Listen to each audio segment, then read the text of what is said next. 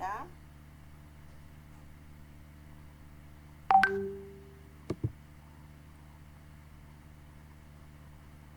Hola, creo que es esa teoría que dice cuando convivimos mucho con alguien o con algún grupo, tendemos a adquirir sus hábitos, su manera de hablar, de ser, de comportarse, ¿no? Sí, exacto.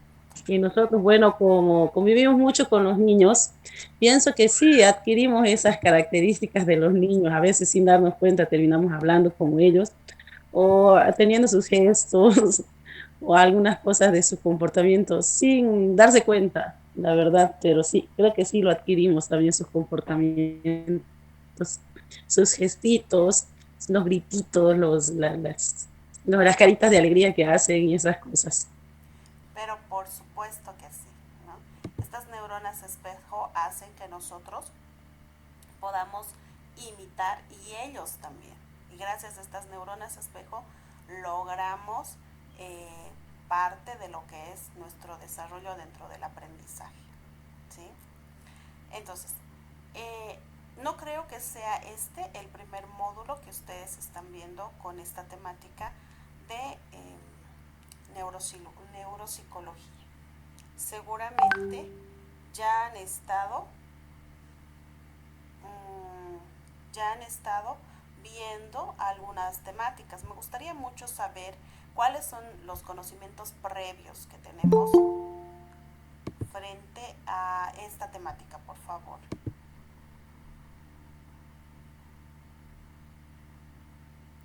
Ya han estado con otro módulo en neurología, neuropsicología o neurología de las emociones. Creo que también en algún momento se han dado este tipo de temáticas.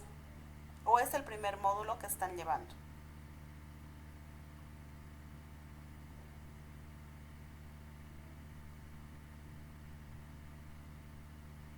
Buenas tardes, Licen. No, ya hemos pasado otros módulos, Licen. Muy bien, entonces estamos ya con preconocimientos previos, ¿verdad? ¿Cuántos módulos más habrán pasado? Porque son 6 los que ustedes ya han llevado. Entonces, ¿cuántos módulos con esta temática ya previa ya los han tenido?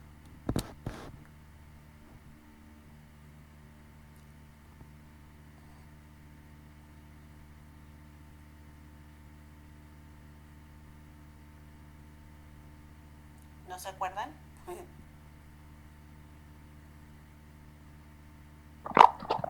Hemos pasado, Licen, investigación. ¿Ya? También hemos pasado artes plásticas y visuales, eso, si mal no me equivoco, recreativa, algo así se llamaba. Las otras no recuerdo muy bien.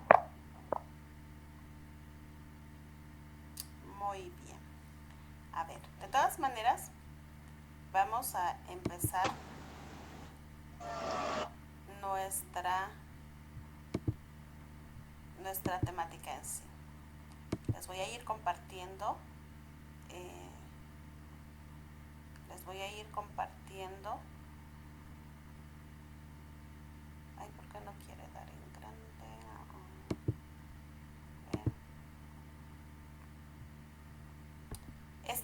¿Pueden visualizar la pantalla? Sí, Sí, perfecto. Entonces, dentro de lo que es la especialidad en la educación inicial en la familia comunitaria, en lo que ustedes han elegido especializarse, en este módulo 6 vamos a ver la evaluación neuropsicológica. Para entrar en lo que es la evaluación neuropsicológica vamos a ver contenidos como qué es la neuropsicología, las pruebas estandarizadas y una prueba neuropsi específica, que si bien para poder aplicarla nosotros tendríamos que tener cierto grado de especialización en, en todo lo que es la psicología clínica, tener cierta base bien documentada, una base bien organizada en la parte académica de lo que es la neuropsicología, pues de todas maneras acá lo vamos a ir viendo como un pantallazo, más que todo para que ustedes puedan identificar Las grandes. específicamente algunas ¿Cuáles tiene? De esas grandes, cosas que individuales de nosotros 5 o de 10. creo que hay alguien que está con su micrófono abierto. Voy a silenciar a todos.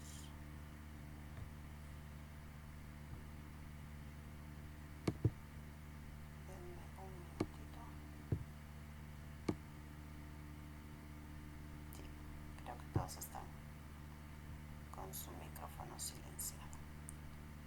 Entonces, lo que vamos a hacer, como les decía, es ver esta prueba específica para que podamos ir detectando algunas alteraciones a nivel cognitivo que estén presentando nuestros alumnos, ¿sí?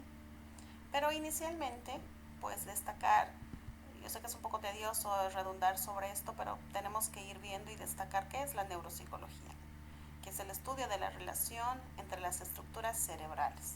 Yo les preguntaba si en algún momento ya habían estado con alguna temática de neurología o de neuroemociones, porque generalmente lo que tenemos que ir viendo ya en esta parte no son específicamente como el lóbulo frontal, el lóbulo temporal, el lóbulo parietal o el lóbulo occipital y de qué se encargan estas áreas específicas del cerebro, sino lo que necesitamos es ver ahora esas funciones si están bien desarrolladas o no. Entonces, ¿cómo se están haciendo esas conexiones? ¿Cómo se están relacionando todas estas áreas para que el niño pueda realizar un buen aprendizaje? Entonces, por eso es que la neuropsicología tiene como objetivo fundamental, ¿no?, ver el funcionamiento del cerebro y las funciones cognitivas. Si existe un problema a nivel motor, ¿en qué áreas estaría plasmando, ¿no?, o qué área del cerebro no estaría funcionando bien? Ese es el estudio de la neuropsicología. Si existe un problema a nivel del procesamiento de la información, ¿no?, nuestro lóbulo frontal es el que no estaría funcionando del todo bien, ¿no? Entonces, esa es la idea en general de lo que vamos a ver dentro de lo que es la neuropsicología.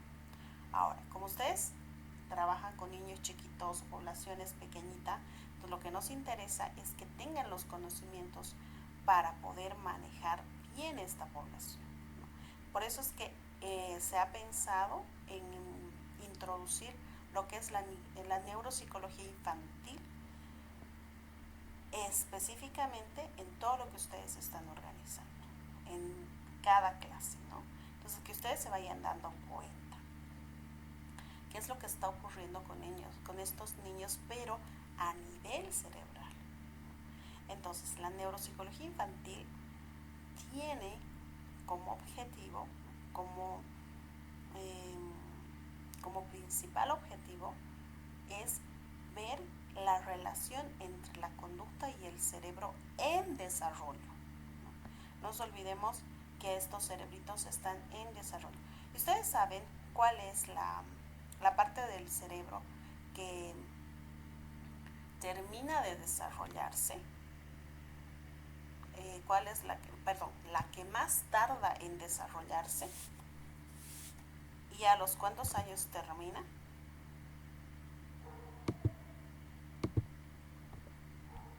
¿Alguno de ustedes sabe cuál es la área del cerebro que tarda más en desarrollarse y cuándo termina en desarrollarse?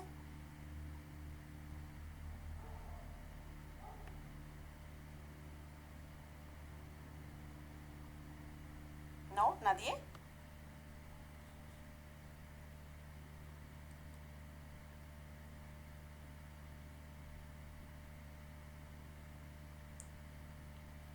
Vamos, no me decepcionen, yo sé que saben.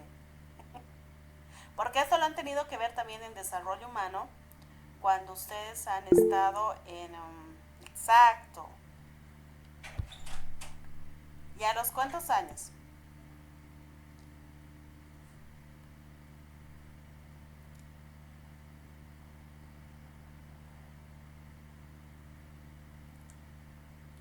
Bueno, son temáticas o son puntos específicos que nosotros vamos viendo en lo que es psicología del desarrollo humano, de manera general, ¿no? Entonces, imagino que todos cuando han cursado lo que es la,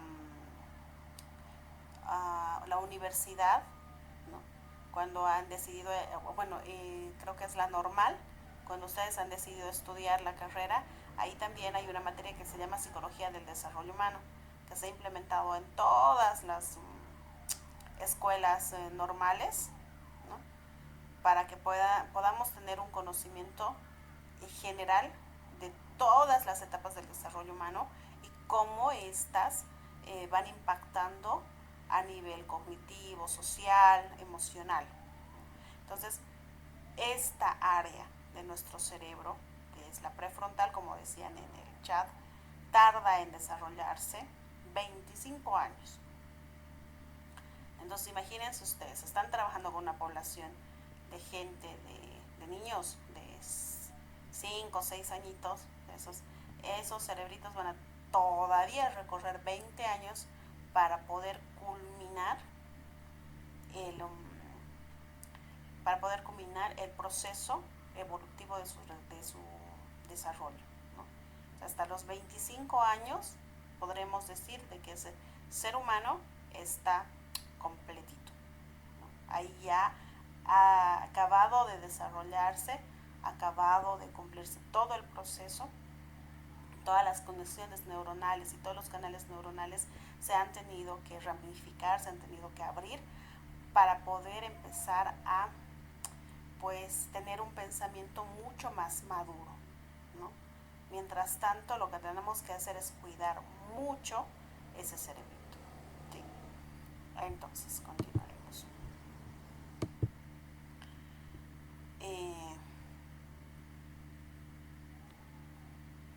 En ese sentido es que la neuropsicología infantil trata de corregir en la medida de lo posible las consecuencias derivadas de las lesiones cerebrales que se han producido a lo largo de ese periodo infantil, ¿no? Vamos a ir viendo algunas enfermedades, algunas dificultades ambientales dentro del proceso del desarrollo de este cerebro que pueden lastimar y pueden generar daños, ¿no? Y es eso lo que vamos a ir desglosando durante todo este módulo. La ciencia, esta ciencia, que es también denominada como neuropsicología del desarrollo, sugiere que a partir de los años 60 del siglo pasado, surge como resultado de aportes realizados por diferentes especialidades. Entre ellas, es importante mencionar para nuestro conocimiento, ¿no?, la neuropediatría, la psicología del desarrollo, la terapia física y ocupacional, la psicología clínica infantil, la psicología pediátrica y también la psicología escolar. Entonces, existen grandes diferencias entre lo que es la neuropsicología infantil y la del adulto, pensando siempre en ese punto de corte, ¿no? A grandes rasgos estamos hablando de 25 años para abajo, y cuando hablamos en una población más chiquitita, ¿no?, que sería la infancia, ¿no?, que es esa etapa del desarrollo, entonces la brecha se hace mucho más pequeña, mucho más estrecha, ¿no?, en la que nosotros nos vamos a abocar en este estudio. Entonces, hablamos de que en la infancia el cerebro se encuentra en fase de desarrollo, lo que no sucede ya en un cerebro adulto. Después de los 25 años, pues tenemos ya un cerebro completamente consolidado, como les decía, con todas sus redes neuronales estrenadas, utilizadas, ¿no?, que ya tiene su estructura y conexiones más consolidadas. La evolución del cerebro infantil es mucho más rápida, mientras que en el adulto es mucho más lenta. Y es más, hay áreas que a partir de los 25 años se van, inclusive como que van muriendo ciertas neuronas, ¿no? Y cuando llegamos a los 30, 40, mucho más todavía, hasta por desuso, ¿no? El pronóstico del daño cerebral en la infancia en general es mejor que del adulto y ofrece una mayor variabilidad, dado su mayor grado de plasticidad. ¿Alguien me puede decir qué es la plasticidad?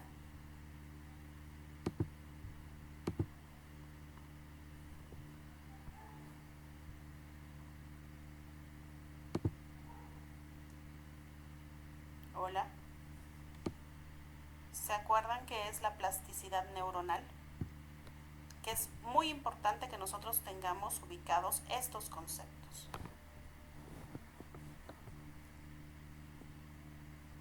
Sandra, te tengo con la manito levantada. Sandra Vargas. ¿No? ¿Ya no?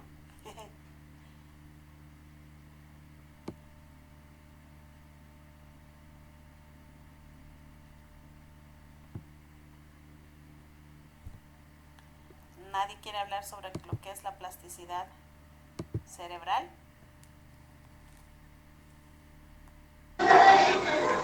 Dicen, es la adaptación. Ya, vamos bien. Pero no solamente eso. A ver, vamos dando más ideas. ¿Qué es la plasticidad cerebral?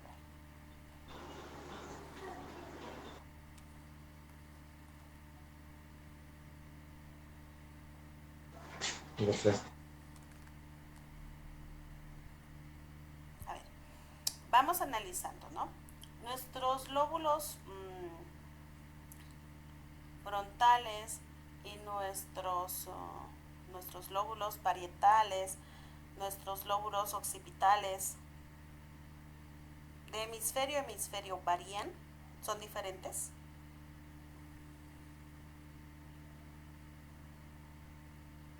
No nos olvidemos que básicamente nuestro cerebro está dividido en dos hemisferios, ¿no ve? El hemisferio derecho y el hemisferio izquierdo.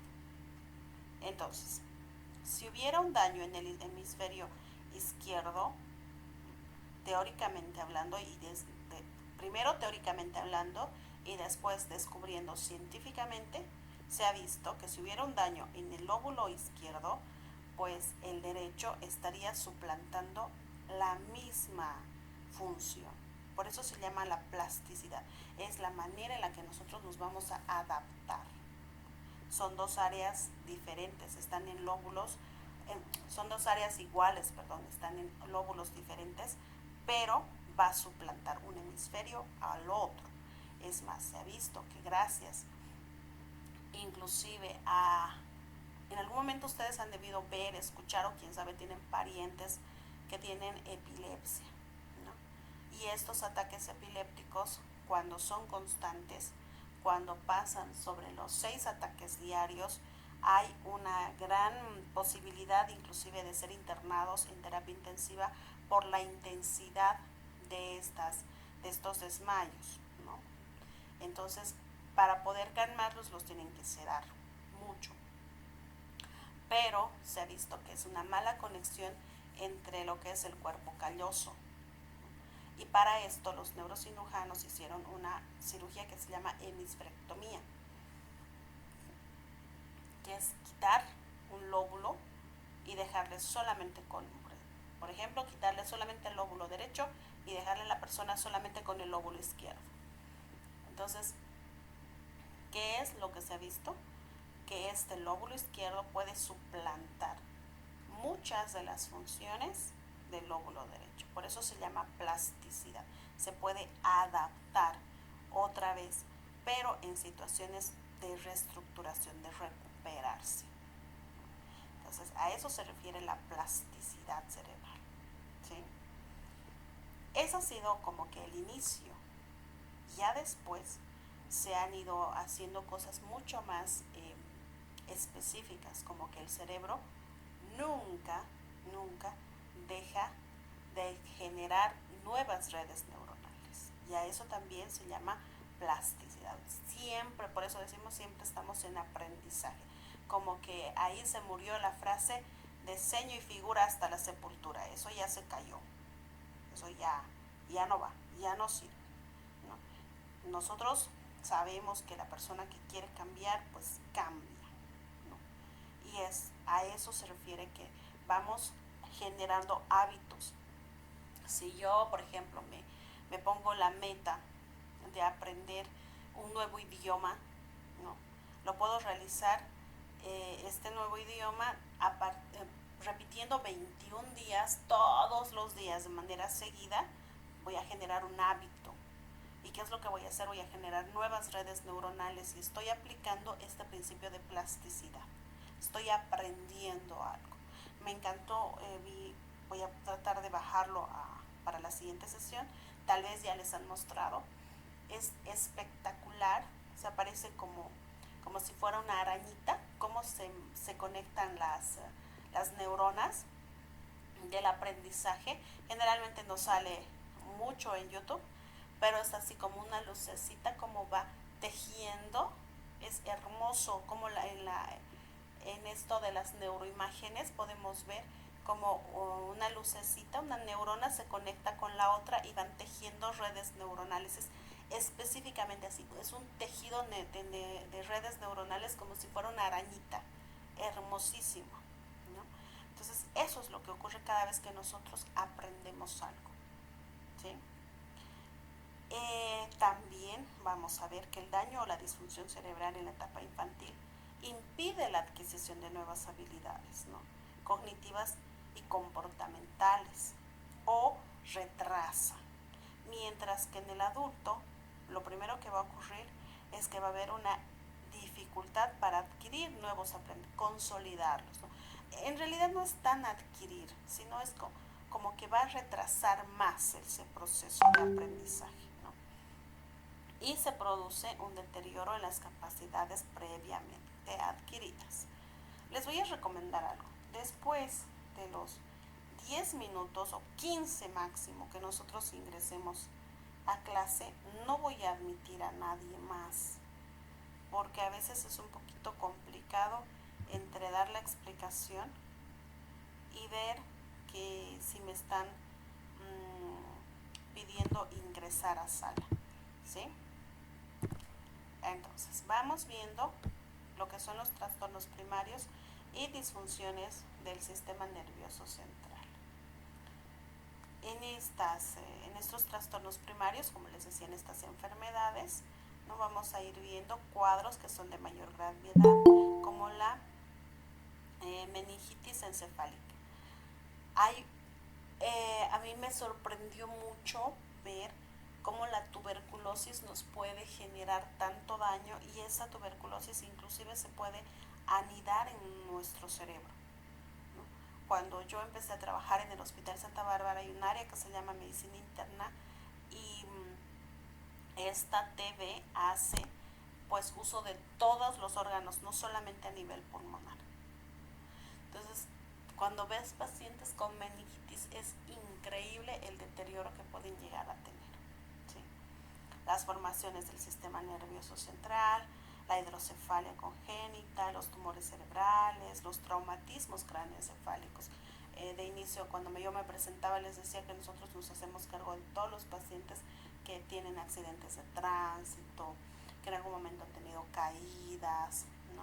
Entonces, a eso se refieren los traumatismos cráneoencefálicos, que si bien van a ir recuperando las funciones, siempre va a haber una secuelita, ¿no? Entonces, nosotros nos vamos dando cuenta que los niños sí tienen esa facilidad, pero también queda una secuelita, y esas secuelitas se van viendo a través de esas pruebas psicológicas. De inicio se van aplicando las pruebas para ver el inicio del tratamiento y para estimular durante todo el proceso, ¿no? Generalmente después de un evento traumático a este nivel tiene que haber más o menos unos 6 meses para ver medianamente cuáles son las secuelas que puede tener este evento, ¿no? Pero a la literatura nos dice 6 meses. Sin embargo, muchas veces por la práctica vamos viendo que después de 1 o 1 año y medio, pues todavía siguen habiendo mejoras, ¿sí? O enfermedades neurodegenerativas. También pueden haber este tipo de dificultades que pueden impedir el desarrollo normal, digamos, para el aprendizaje, ¿no? Las disfunciones del sistema nervioso central también causan un menor nivel de alteración en las funciones cognitivas, pero existen, ¿no? Por ejemplo, el bajo peso al nacer, la diabetes, el déficit de atención, las dificultades de aprendizaje mismas, ¿no? Trastornos del psicomotores y trastornos del lenguaje. Entonces, vamos viendo que esto tiene mucho que ver. Por ejemplo, bajo peso al nacer. A ver, ¿dónde está? Denme un minutingo. Sí. Entonces, cuando nosotros vamos diciendo de que los niños tienen bajo peso al nacer, también tenemos que ir ubicando, ¿no? En el aula, en realidad, podemos ver a niños un poquito más pequeñitos, ¿no? Y siempre tenemos que ir pesquisando qué es lo que ha ocurrido con este niño para tenerle un poquito más de consideración, ¿no es cierto? A ver, denme un minutito, hay alguien que me está hablando.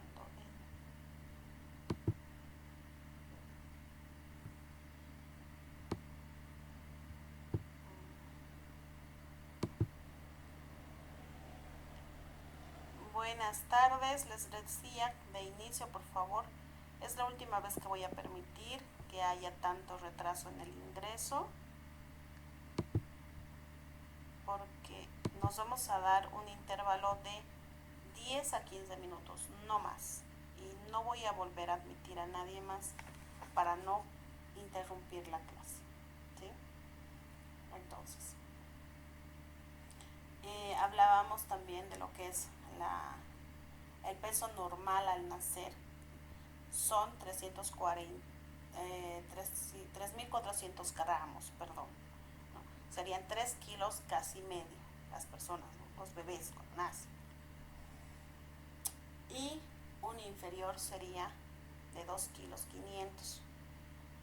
Entonces ahí nosotros podemos decir que estos niños, no podemos decir con certeza, pero sí hay una probabilidad de que puedan llegar a tener algunas deficiencias a nivel cognitivo. La diabetes, no nos olvidemos que la diabetes en niños también ahora es de cierta manera regular, ¿no? Y la diabetes, que es la glucosa elevada en sangre, pues puede producir daños a nivel de los riñones, del sistema nervioso central, a nivel del corazón, de los vasos sanguíneos, ¿no? Entonces puede generar alteraciones a nivel de la atención. Entonces los déficits de atención ya en sí, que pueden estar también en comorbilidad con la hiperactividad o impulsividad, tendrá mucho que ver también, ¿no? En cómo están aprendiendo los niños y los trastornos psicomotores. Vamos viendo que eso se va a ir reflejando en cómo estos niños van a ir adquiriendo capacidades para la lectura y la escritura.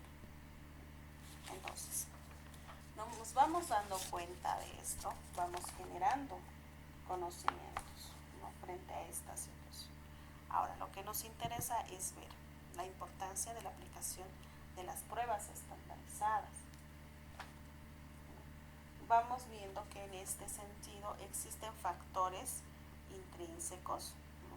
De nosotros mismos, nuestras características como personas, factores cognitivos, ¿no? Esa discriminación auditiva, esa discriminación visual, que cada niño va a ir desarrollando de acuerdo a cómo los vayan estimulando en casa, de acuerdo a cómo nosotros los vayamos estimulando en aula, ¿no? Además de que ir viendo su memoria auditiva, su memoria visual, si podemos referirnos al método de aprendizaje que nosotros vayamos utilizando, ¿no? Si va a ser un método tradicional, va a ser un método basado en lo que es la metodología de Montessori, todo eso va a tener mucho que ver con nuestros factores intrínsecos, porque van a generar un impacto a nivel emocional, a nivel individual, ¿no? Entonces, también vamos a ir viendo, ¿no? Eso les decía, los métodos intrínsecos, ¿no? Como nosotros vamos viendo si los niños tienen un proceso de atencional adecuado o no, si tienen una discriminación auditiva, también si tienen esa capacidad para poder diferenciar entre los objetos, los sonidos y todas estas figuras que de pronto yo les voy mostrando, ustedes también las van utilizando en el día a día con sus alumnos, ¿no? De una u otra manera parecidos. También van a tener mucho que ver los factores extrínsecos. No es lo mismo trabajar con una familia en nuestro medio que sea del altiplano o una familia que sea de los llanos, ¿no? Entonces tiene mucho que ver con cómo nosotros nos vamos a ir comunicando, cómo son estas familias a nivel de la comunicación, a nivel del juego de roles dentro de la misma familia. Eso también tiene mucho que ver en el desarrollo cognitivo, ¿no? Porque hay niños que son mucho más estimulados. Si nos vamos dando cuenta, como que los niños del oriente, o sea, toda la gente con la que ustedes están trabajando, es gente completamente desinhibida, ¿no? Que es un poco más envalentonada. No es gente tímida, ¿no? Es gente que está inclusive en algún momento hasta más expansiva, ¿no? Son más habladores, son más abiertos, son más alegres. Es gente que está mucho más emocionalmente, inclusive mucho más, ¿cómo se diría? Pues eutímica, ¿no? Está dentro de lo que es lo normal, ¿sí? Tiene mucho que ver también en la estimulación en el aula, como nosotros vamos a ir viendo en la parte de afuera, ¿no? Los factores extrínsecos en el aula, qué es lo que qué metodología vamos a utilizar.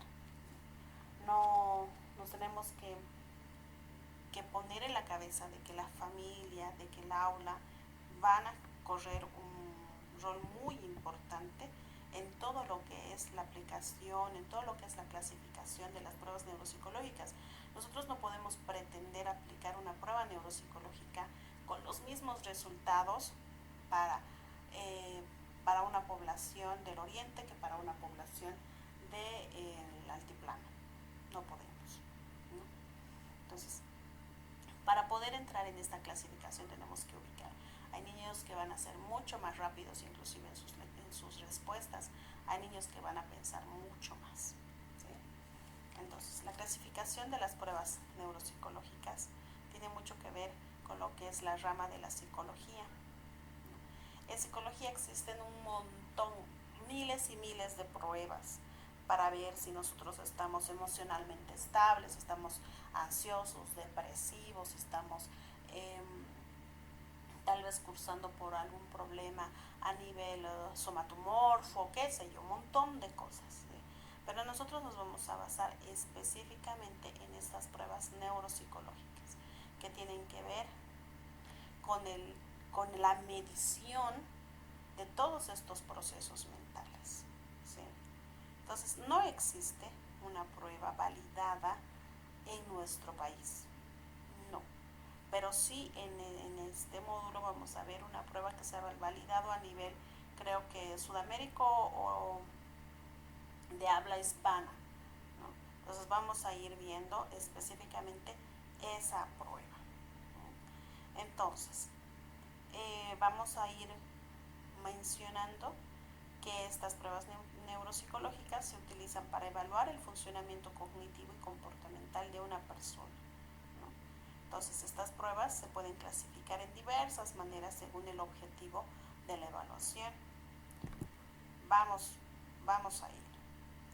Entonces, una de las primeras pruebas que nos están mandando como una misión para aprender de manera general, porque estas pruebas no son de uso cotidiano, no es algo que ustedes las van a utilizar en el aula, ¿no? Como les decía al principio, para poder aplicar una prueba, nosotros tenemos que tener una formación que se llama una formación en psicometría, una formación básica de lo que es la aplicación de estas herramientas, ¿no?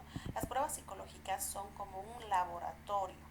Los psicólogos somos como laboratoristas y somos nuestro propio laboratorio y somos nuestro propio médico, ¿no? Entonces, generalmente cuando nosotros vamos al doctor, nos duele la panza, vamos al médico y le decimos, me duele el estómago, tengo reflujo, qué sé yo, no tengo buena digestión. Lo que nos hace es sacar un estudio de sangre, nos hace tal vez un estudio hasta de heces, nos hace un estudio de orina, nos hace un estudio, una gastrometría, qué sé yo, ¿no? Entonces, para eso nosotros necesitamos ir a otro profesional, ¿no? que es el laboratorista. En psicología no es igual. En psicología, para poder llegar a un diagnóstico, somos nosotros mismos los que tomamos las pruebas. Tenemos una hipótesis diagnóstica de que este cerebrito no está funcionando bien, de que hay lentitud en su aprendizaje, de que no está pudiendo reconocer las imágenes, de que no está pudiendo manejar bien todo lo que son los gráficos, no está pudiendo memorizar, no está verbalizando bien. Entonces ahí nos vamos dando cuenta en el aula de que algo no está funcionando bien con este niño, y qué es lo que hacemos, lo derivamos con un especialista para que este especialista le aplique las pruebas y podemos ver qué es lo que está ocurriendo, ¿sí? Entonces las pruebas son como la primera puerta que se abre. Si en algún momento el psicólogo determina que hay un pequeño daño, lo que tenemos que hacer por responsabilidad laboral es derivarlo a neurología o a psiquiatría para que le puedan hacer estudios específicos como una tomografía, un electroencefalograma, una resonancia magnética, ¿no? Más adelante les voy a ir dando un pantallazo de qué prueba para nosotros nos mide específicamente áreas inclusive que están dañadas, ¿sí? Pero eso es de uso especializado, digamos, ¿no? En lo que es la psicología clínica infantil, porque no es la misma prueba que le vamos a aplicar a un niño para evaluar la memoria o la misma prueba que le vamos a aplicar a un adulto para evaluar la memoria. No, hay pruebas inclusive que están con cortes estandarizados. Por ejemplo, hay una prueba que se llama Bender, que es la del desarrollo evolutivo, que te evalúa las 4 áreas, que solamente es hasta los 5 años. Después de los 5 años, esa prueba, si le quieres aplicar a un niño de 8, no va, ¿no? Hay pruebas que están después de los 8 años, que si quieres aplicar a un niño de 4 años, tampoco va. Entonces son reactivos específicos que los psicólogos, los psiquiatras o neuropediatras han ido organizando para poder realizar un stock, ¿no?, de todos estos reactivos para que podamos llegar a una hipótesis diagnóstica. Esta prueba de STOP, por ejemplo, evalúa la capacidad de inhibición, la flexibilidad cognitiva, ¿no? La de Wisconsin también mide la capacidad de cambiar la estrategia de razonamiento abstracto a través de las preguntas, ¿no? La planificación también. Ahí vamos viendo, por ejemplo, una prueba verbal de California. Esta es la planilla donde nosotros vamos a ir mostrando algunas láminas y ellos nos tienen que ir diciendo qué es lo que están viendo, ¿no? Entonces en algún momento también se van pues tapando las tarjetitas y se les va pidiendo de que vayan memorizando. ¿Cómo nosotros podemos ir viendo si hay así de manera sencillita? Si hubiera procesos de alteración es cuando les decimos ¿qué me llamo? ¿No? ¿Cuál es mi nombre? Si no se acuerdan es porque no están muy atentos. Eso sí, ya tenemos conocimiento de eso, ¿no? Pero ¿qué es lo que está ocurriendo? No se acuerda mi nombre, estoy tanto tiempo en el aula, no sabe mi nombre, no me reconoce. Entonces hay algo que está ocurriendo en ese cerebrito, ¿no? Inclusive hay una prueba básica que nosotros aplicamos que no la están tomando en cuenta acá en la literatura de la universidad. Se llama Lobo o se llama MEC también, MEC 30, y ahí te da para poder ver la orientación de la persona. Es una prueba muy muy básica, son 30 preguntitas donde nosotros les decimos por ejemplo qué día es hoy, en qué lugar están, en qué país, en qué ciudad. Son pruebas de orientación, si está orientado, si se ubica en qué lugar está este niño, con quiénes está, si sabe sumar, sabe restar, sabe palabras, se le va diciendo 3 palabritas y se le pide que tal vez nos cuente un pequeño cuentito y se le va pidiendo que repita otra vez esas 3 palabritas y nosotros vamos registrando en unas cartillas similares a estas. Entonces vamos viendo que estas pruebas son importantes para que nosotros nos vayamos dando cuenta qué es lo que está ocurriendo en esta cabecita. Si esta área prefrontal, este proceso de atención y concentración, está teniendo las conexiones neuronales adecuadas o no. ¿Sí? Por ejemplo, tenemos esta prueba del WISE, ¿no? Que es una de las pruebas más completas, ¿no? Pero que requiere especialización. No cualquiera puede comprarla, adquirirla y empezar a aplicarla, no, sino es con especialidad. Y este WISE tiene, pues, ahorita esta es la cuarta versión, pero creo que ya tiene hasta es la quinta versión, creo que es la última, quinta o sexta versión, ¿no? Entonces, tiene diferentes subpruebas donde vamos viendo las áreas de comprensión verbal, razonamiento perceptivo, la memoria de trabajo, la velocidad del procesamiento, ¿no? Entonces, nosotros muchas veces como psicólogos nos vemos un poco atrapados de cuatro manos porque para poder aplicar estas pruebas tienes que tener mínimamente, para poder aplicar esta prueba en la población tiene que tener mínimamente cursado todo lo que es secundaria, ¿no? Entonces, en el caso del WISE, en el caso del WISC, ¿no? Aquí está el WISC. El WISE está abajo, este es el WISC, que es de niños, y este es el WISE de adultos. El de niños también tienes que tener primaria cursada, ¿no? Lice, ¿Sí? disculpe, ¿está proyectando eso? Sí, ¿Las sí, sí. pruebas? Sí, sí, sí. El data se quedó quieto ahora recién. ¿Por qué no me han dicho más antes? Por favor, háblenme. La comunicación tiene que ser fluida entre nosotros, ¿sí? Para creer, y eso es lo que les decía hace rato, y seguramente en este juego de admitir a las personas que han ingresado al último, pues no he debido organizar bien. Yo estoy viendo re bien todo esto, pero ustedes no lo están visualizando. Por favor, vayan diciéndome si hay cosas que no están fluyendo, ¿sí?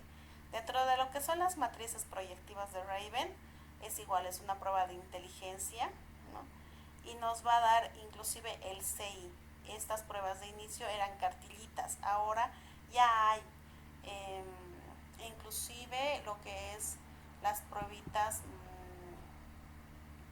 me he olvidado este nombrecito, que están en computadora, que están formatizadas, ¿no? Entonces, estas pruebitas también de motricidad, de coordinación, ¿no? Que nos van a ir dando cuenta de qué área es la que está funcionando bien, ¿no? Cuando decimos área motora, ¿a qué lóbulo estaremos haciendo referencia? ¿En qué lóbulo se encuentra nuestra área motora?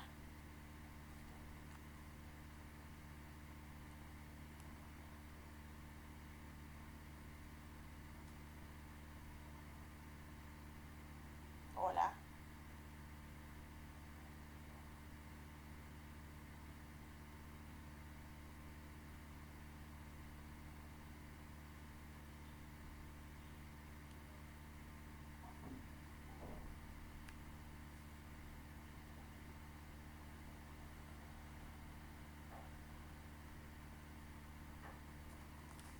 ¿No? ¿No se acuerdan? ¿En el frontal? Sí, el frontal. Si nosotros, Frontal. sí, sí, sí. Si nosotros vemos a un niño que no está coordinando bien, quiere decir que su lóbulo frontal no está funcionando bien, ¿no? O que está en proceso de desarrollo todavía, y tenemos que estimularlo más, tenemos que estimularlo de una manera un poco más intensa, ¿no? En estas pruebas, esta, que es mi favorita, esta es una prueba que se llama Binder. Son 9 tarjetas. Ahora hay una actualización, ¿no? Pero bueno, yo he aprendido con estas 9 tarjetitas. Estas son pruebas de lápiz y papel. Mide la capacidad de coordinación entre la percepción visual y la respuesta motora, ¿no? Entonces, nos va a dar resultados de la madurez mental, Se supone que un niño hasta los 11 años nos tiene que dibujar exactamente igual a lo que están viendo en estas tarjetitas, ¿no? Igualito. Si este dibujito está, en vez de estar este palito acá arriba, está a este otro lado, o esta figurita está rotada, ya es un indicador de lesión cerebral.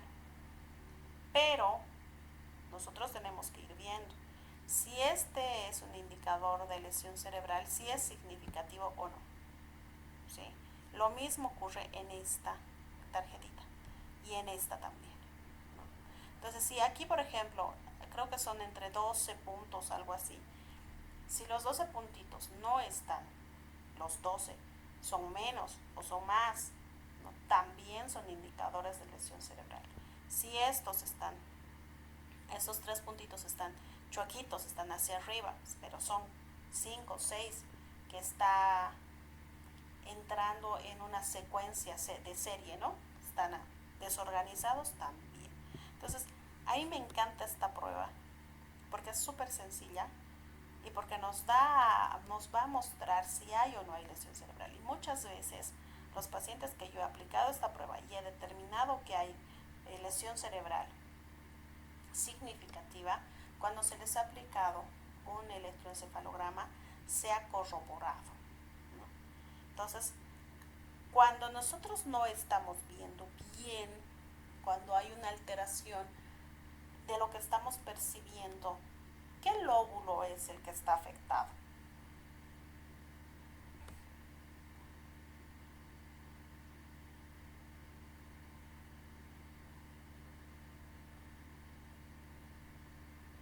Hola.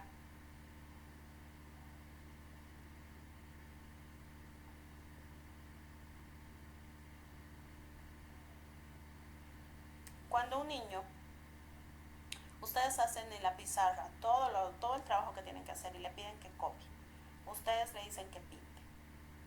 Y ustedes están viendo que esos dibujos son muy grotescos. O sea, esa manera de pintar es muy grotesca. O no está bien estimulado o hay algún daño. Si es a nivel visual, ¿qué lóbulo sería? El occipital. Exacto, ¿no? Entonces, son esos conocimientos previos que ustedes tienen que ir organizándolos, ¿sí? Y si sería en el área lingüística, ¿qué lóbulo sería?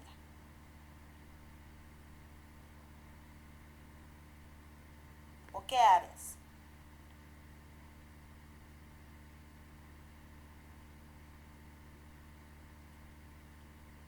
El temporal.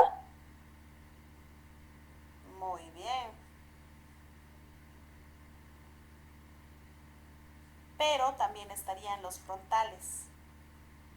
No Sí, solamente. los frontales también, dice ambos. Exacto.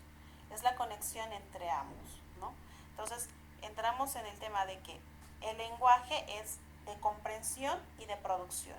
Área de Wernicke, área de Broca, ¿sí?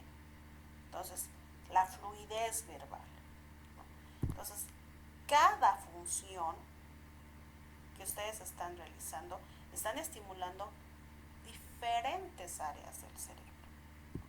Y si hay un área que no está bien organizada, pues, o que no está siendo bien estimulada, va a tener una dificultad y nosotros nos vamos a ir dando cuenta. Las pruebas psicológicas, neuropsicológicas, según el formato de la prueba, ¿no? Las pruebas estandarizadas. Hay pruebas estandarizadas, como les decía, la literatura nos habla, pero que no están estandarizadas para nuestra población, ¿no? Les hablaba también de estas pruebas automatizadas, ¿no? Ahora tenemos la facilidad de poder sentar al paciente frente a un ordenador y tener en cuestión de 20 minutos su coeficiente intelectual, con este Raven que les decía, ¿no? También existen las pruebas basadas en observación, ¿no? Necesariamente como nosotros nos vamos dando cuenta de que hay una alteración a nivel de la conducta, a nivel del lenguaje. En esto tenemos que ir viendo que las pruebas neuropsicológicas también están abocadas según el contexto de la aplicación. Existen pruebas clínicas, existen pruebas educativas, pruebas organizacionales, que nos van a ir dando pantallazos del comportamiento y de la madurez la madurez neurológica o neuropsicológica de los niños. Entonces, esta prueba, que es la CUMAVIS, y especialmente el NEPSI creo que es el que vamos a ir viendo durante todo este proceso, ya de manera específica algunos tópicos específicos de la prueba. Lo que sí quiero que más o menos tengan entendido, todos hemos hecho sacar pruebas de sangre en algún momento y hay indicadores, ¿verdad? Nos hemos hecho sacar pruebas de orina, también hay cómo están nuestras proteínas, cómo están, cómo se llama la proteinuria, hay diferentes indicadores. Lo mismo es en estas pruebas psicológicas, hay diferentes reactivos, no los vamos a ver todos, pero sí los vamos a ver lo que nos interesa, ¿sí? Pues eso es todo. Si tienen alguna pregunta, si tienen alguna duda. Perdón, antes de concluir esta parte de la presentación, creo que es importante también hablar de cómo va a ser nuestra semana de actividades, ¿no? Primero, antes que nada, lo que quiero es que ustedes vayan dándole una revisada a lo que es el producto final del módulo, porque este producto final se tiene que ir desarrollando durante todas estas semanas, ¿no? Es el producto más grande, tienen que elegir una temática para hacer como un pequeño proyecto, ¿sí? Este es, para mí, este es el más importante, porque es el que nos va a tomar, en realidad, todo el módulo, ¿sí? Y la actividad o las actividades para esta semana serían la creación de realizar un cuadro comparativo sobre los diferentes tipos de las diferentes pruebas neuropsicológicas, tomando en cuenta los aspectos detallados en el cuadro, ¿no? Imagino que si ya les han habilitado en plataforma, pueden visualizar toda la información, y si no, seguramente en el transcurso de estas horas lo van a hacer. Dentro de lo que son las orientaciones de las orientaciones didácticas de esta semana 1, como ya es el módulo 6, también considero de que ya no es necesario recomendar el tema de que tienen que presentar antes, subir sus trabajos igual a plataforma antes, que tengan que tener cuidado con el día, con la hora. Las actividades tienen que revisarlas en plataforma, en la carpetita de orientaciones didácticas, tratar de mantener y respetar el formato que se nos está pidiendo dentro de lo que es la universidad, ¿no?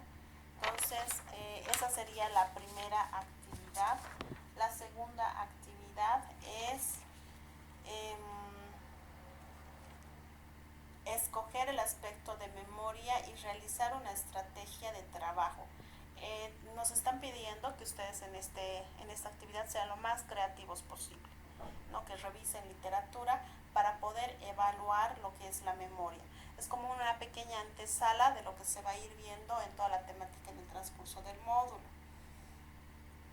Después tienen que participar en el foro académico y hablar sobre qué importancia tiene el uso y la aplicación de las pruebas neuropsicológicas en el ámbito educativo inicial en niños como prerequisito para la lectoescritura. No sé si tienen alguna duda, alguna pregunta.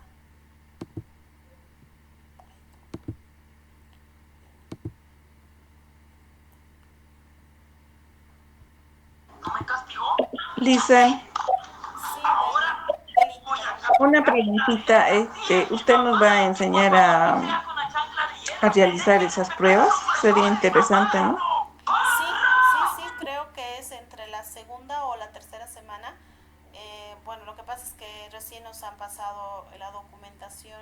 ayer en la tarde creo, y dándole una revisada a grosso modo, hay una prueba que nosotros les vamos a enseñar en la aplicación. No recuerdo si es, creo que es la tercera semana la que nosotros vamos a abocarnos específicamente en la aplicación de esta prueba. Ahora sería interesante, por ejemplo, que ustedes le den igual una leída previa y si pueden, pues vayan aplicando lo que ya está en los módulos para que así cuando tengamos esa clase vayamos haciendo algunas correcciones.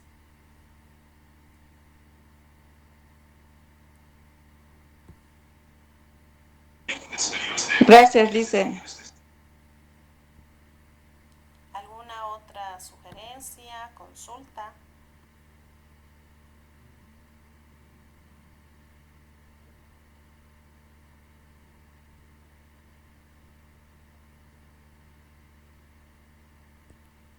Bueno, pues un gusto haber estado con ustedes este tiempito.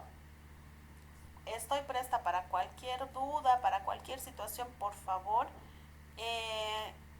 No nos han indicado si va a haber una clase para que podamos dar orientación sobre las actividades. Sin embargo, si yo dentro de la semana me doy un espacio, les voy a comunicar para que así tengamos una horita específicamente para poder dar alguna puntualización de alguna actividad que ustedes no estén entendiendo. Ahora también me pueden escribir en el chat, en el grupo, y también recomendarles, si en algún momento me llaman, a veces yo estoy con paciente, no siempre les puedo contestar. Si es mucho más fácil para mí, si tienen alguna duda, que me puedan escribir y yo inmediatamente esté liberada, les atiendo, ¿sí? Lisa, en una consulta, ¿las clases van a ser todos los viernes a las 5? A mí me gustaría mucho que fuera así, ¿no? Porque en realidad creo que también esa es un poco la normativa, nos dijeron los viernes, ¿no?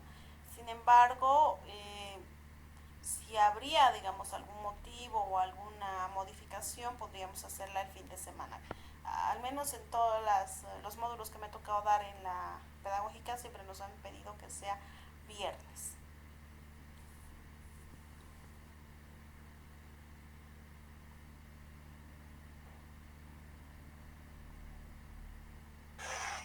Hola, Lice. Así yo creo que la Licen ha consultado si es este horario de 5 a 7. Las anteriores clases hemos pasado los días viernes, pero de 7 a 9. Creo que a eso se refiere, Lice. Por ejemplo, mi persona recién salgo del trabajo a las 6:10, hasta llegar a la casita, entonces se me hace un poco complicado. Pero si la mayoría está de acuerdo, yo creo que tendría nomás que adaptarme a ese horario, Lice. No sé qué dicen las demás compañeras. Podríamos tal vez atrasar hasta las 6 para que sí podamos terminar. Lo que pasa es que a veces cuando me ha tocado también, ¿no? Como que yo daba clases un poco más flexible de 7 a 9 y a veces nos alargábamos un poco más o a veces de 8 a 10, entonces un poquito más. Ya como que a partir de las 8 ya es más pesado para nosotros mismos, ¿no? Por eso yo decía, adelantar un poquito para terminar más antes. Sin embargo, si ustedes gustan, podemos atrasar a las 6, de 6 hasta las 8 máximo estaríamos ya concluyendo.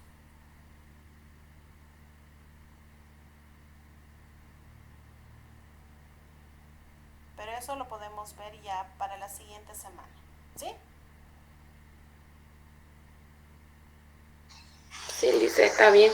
Hola, Lisa, Ya, muchas Lice, gracias. muchísimas gracias por pasar con nosotros esta clase y bueno, a ver, vamos, yo personalmente voy a ver la plataforma, qué actividades hay, si tengo alguna duda, le voy a escribir, ¿no? A WhatsApp o al grupo. Dice eso, agradecerle mucho por compartir sus conocimientos con nosotros. Muchísimas gracias, María. Bueno, pues que tengan un lindo fin de semana. Acá en Sucre lo que se acostumbra a hacer son los canchacos. Es un mondongo el que se come. No sé si alguna vez ustedes han comido el mondongo, es uno de los platos más exquisitos de la ciudad. bueno, uno a veces cree que en el lugar donde está, pues como que se replica todo en todos los lugares, ¿no? Sin embargo, espero que disfruten mucho de este feriadito y que tengan un lindo fin de semana. Que les vaya muy bien. Gracias, Lice. Lice, una pequeñita consultita antes de ¿Sí? irnos. La asistencia, usted mientras vamos entrando, ¿usted nos va tomando? ¿O tenemos que mandar al grupo algo Sí, sobre sí, la sí. asistencia? Mientras ustedes han ido entrando, yo he ido capturando quienes han estado en el grupo. Ah, bueno, Lice, gracias. Listo. Que Tengan un les bonito vaya muy feriado. bien. Hasta luego.